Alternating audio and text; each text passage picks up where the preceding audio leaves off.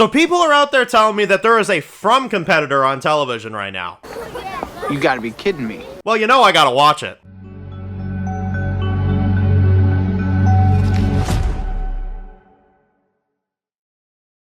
Alright guys, this one's going to be doing a review today, this one's going to be doing a review for today, this one's going to be doing a brand new review for a brand new series. This one is a bit of a surprise to y'all. I told y'all I had a secret series that I was going to be reviewing on the channel, and this was kind of the surprise. You guys were begging me to check this out. You guys kept telling me that this is a From competitor. And as soon as I heard that, I was like, okay, what's going on? What is this? And I've seen edits on this show. I've seen advertisements for this show. People are losing their minds over this one. So I decided to watch the first 2 episodes. I've seen the first 2 episodes. I'm aware there's 10. I think the finale just aired. I will be going through these probably episodes, like every 2-3 episodes. I'll kind of come on back and give some thoughts on these episodes. But we have ourselves episode 1, Welcome to Widow's Bay, and we have episode 2, Lodging. So we'll talk about these episodes individually, and we'll kind of talk about how this series hit for me. Now, in general, I will say I enjoyed the first 2 episodes. I really did. I can't say I was blown away by them. I can't say they were like, mind-blowing episodes, but I thought they were good, and I think they were very interesting. Basically, there is this island that, and it's kind of like a resort in some sense, that is basically out, just in the ocean, but there is like a bridge you can go to the mainland, right? But this place has been around for years and years and generations and all this other type of stuff. And it's ran by this mayor named Tom, right? And Tom is our main protagonist. Matthew Rhys, I believe is his name. He's really good. He's a really good actor. And he instantly gave a lot of charisma to this show right away. Now, you've also got Patricia, his assistant. You've also got, let me see here. You've got a few other characters. You've got Wick. Wick is kind of one of the funniest characters on the show. I like him quite a bit. Rosemarie's on there. She's one of the other characters. And there's a lot of older people that kind of work here because of the fact that it's kind of like a town that's been around for a long time, right? And you've got Evan, which is Tom's son. He's kind of into drugs. He's kind of, not, listening and stuff like that. He's kind of one of those. Well, essentially, the plot of this show is the town is haunted. That's what it is. The town/island is haunted. And as soon as I saw this, I was like, okay, this is a little close to home on From. I'm not going to lie. It's a little close. But it's different enough to where I was willing to kind of, see it out and see kind of where it was. And by the time I finished the last 2 episodes, I was like, yeah, no, this is unique enough. I like this. This is pretty good. And I do like the premise of the first episode, where Tom is basically, we kind of introduce everybody. We introduce Patricia. We introduce his son. We get some interactions. We find out that the mother apparently died, so she's no longer around. That's probably why the kid kind of acts out a little bit.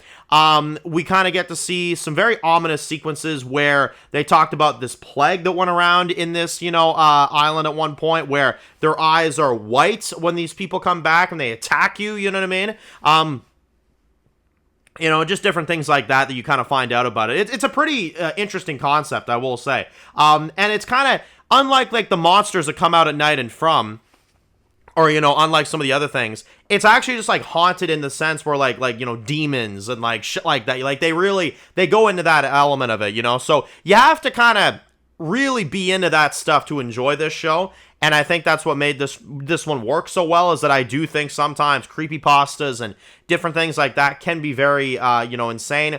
And this show is covered in that. So, if you're a fan of creepypastas, and if you're a fan of that type of, material, I think this show will be right up your alley. Not only that, I really like I said, the premise of that first episode, where you have Wick that is kind of convinced that there's something wrong with this town, and Tom that is kind of saying otherwise. And you get this guy that kind of comes over, basically. He's like some, reporter or something. And he's on there to make a story about, Widow's Bay, right? And Widow's Bay is the island. And he goes there, and Tom kind of shows him around and stuff like that. And he's like, yeah, it's a nice place, this and that. But he's trying to cover up the fact that this place is borderline haunted, And you kind of, progressively kind of get more and more and more on that as the episode continues.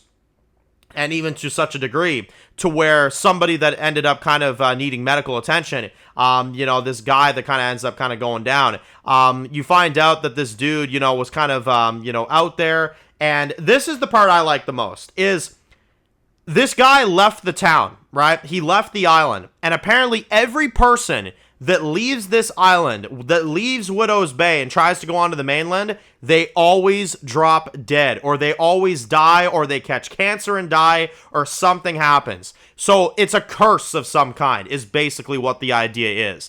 And I think that premise is very, very interesting. And when the guy, his eyes are white and he attacks Tom in this one in the infirmary, I was like, whoa, like that was crazy. That sequence was nuts. I really was put back by that, and I thought it was very interesting. And you kind of have Wick, that's kind of like the old man, the wise old man, that's kind of crazy in his own right, but he's telling Tom that he believes that something's seriously wrong with this place, and Tom just, you know, doesn't want to believe it until he sees it himself, and then he kind of gets freaked out, you know what I mean? So, yeah, it's very interesting. It's a very interesting concept. They kind of end the episode on the idea that, like, they go down a bunch of levels underground, basically, and then you're kind of led to wonder, like, okay, what is this place made out of? What's down here, you know what I mean? What other kind of things are going on? They kind of let you kind of linger on that, you know? And that's basically what the first episode's all about. So, I will say, for a first episode, I think it did a pretty solid job at setting up the premise. I think it did a pretty good job. I think the thing I'm missing right now is that besides Tom, I don't find these characters are that engaging yet. That moment might happen later, but for now, I was kind of like, okay, I like Tom, but I don't really care about the rest, you know what I mean? But Tom is a great character so far. I do like him. Overall, I would give the episode a solid 8.5 out of 10. It's good. It's very good. It's not like it won't knock your socks off or anything, but it's really good. It's a solid start, and I think the concept is definitely there. Now, episode 2. This one's interesting. Now, you have Wick that ends up kind of freaking out. He makes like a big drunken speech in front of everybody. He's trying to nail the board shut on the door of this house because this house in this town is haunted. And the police end up taking him away. I did find the police officer funny because I think Betcher is the guy's name, or Bacaro, whatever. He's played by Virgil from The Walking Dead, so I do know him from something. I actually never really was a fan of his actor, but I actually kind of like him in this role. So, yeah, he ends up, kind of taking this dude away, taking Wick away, and kind of locking him up, getting him to calm down, basically. And he kind of yells to everybody saying, Tom is going to get you killed. Tom is not a good mayor. He's going to fuck this whole thing up, you know what I mean? I thought that scene was funny, but real at the same time. You know, I like the realness of Wick. You know, I like how he's kind of calling out the bullshit. You know, I think that makes sense because I agree with him. I think this place, there's something wrong with it, you know? Now, this episode is kind of a dare now in this town. The town kind of looks at Tom as weak, and they say, like, yeah, why don't you spend a night in the haunted house, you know? Prove to us that you're a man, you know, that you're worthy of being our mayor. And he actually takes them up on it. So that's the concept of this episode, is Patricia drops him off, and he goes to this house, and he spends a good portion of his time in there.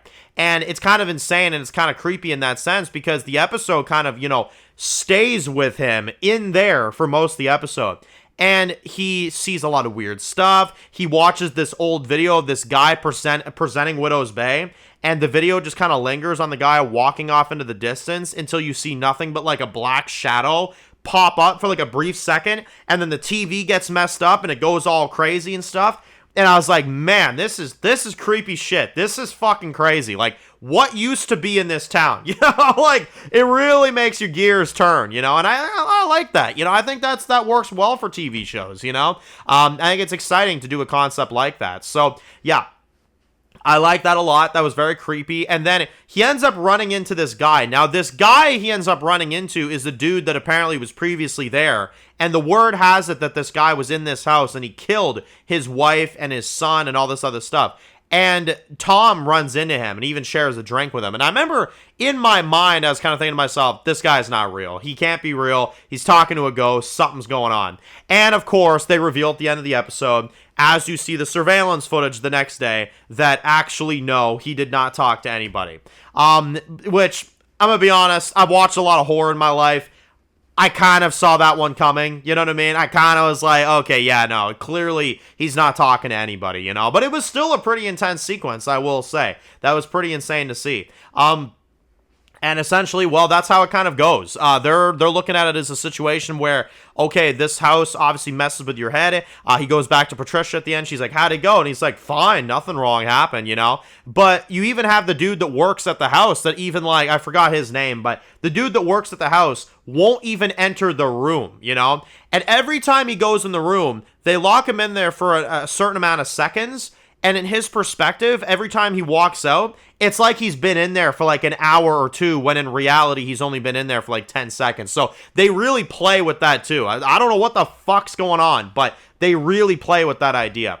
So, yeah, no, I don't know. This town's haunted. I'm intrigued to find out. They really set a crazy tone for these first 2 episodes in terms of the mystery element, what's going on, stuff like that. Again, I'm having trouble kind of connecting with the other characters that aren't Tom yet, at least. Wyatt is probably my number 2, because I think he's, like, the most developed aside from Tom. I kind of like Wyatt. He's pretty good. The rest kind of have to grow on me, but I'll give another 8.5 out of 10 for episode 2. I thought it was damn solid. I thought it was damn good. And I think overall, it's a solid start to a series. Is it the most original concept in the world? Not really. And that's why I can't really go like that high in my rating. But it might get there. It might get there, and I'm going to continue it, and I'm going to kind of see where it goes. It's great enough to where I'm like, okay, I'm definitely going to continue it. It's definitely good enough to where I will do that. So let me know your thoughts down below. What do you guys think of Widow's Bay? Do you guys think it's a From competitor? I would say right now, with the quality of Season 4 From, yeah, a little bit. But I would say right now, at least, I would say, yeah, no, I think this show is still a little bit better in terms of, you know, what they do. And From, that is, I think From's still a little bit better in terms of what they do, in terms of the characters, in terms of all that stuff. But I will say Widow's Bay is very good, and it's a very interesting series so far. And when I heard the comparisons, I was like, I had to check this out. I wanted to see what this was all about. So let me know your thoughts, guys. Post your comments down below. If you guys are new to the channel, you enjoy videos like this, make sure to click subscribe so you don't miss any of the videos. Make sure to follow me on Dan's Reviews Official on Instagram, guys. And of course, I'll see you guys really soon for more videos for Widow's Bay. Enjoy the rest of your day, guys, and peace out. Born in the dark alleys, city of concrete. Dan's reviews blowing up, never taste defeat. Walking Dead dissected every plot twist beat. World gone mad, TV junkies hit a treat. Typing up scripts, marathon through the night. His opinions hit harder than a street fight scene. Every episode, brain sharper than a knife. He's the beacon of critique, shedding TV light.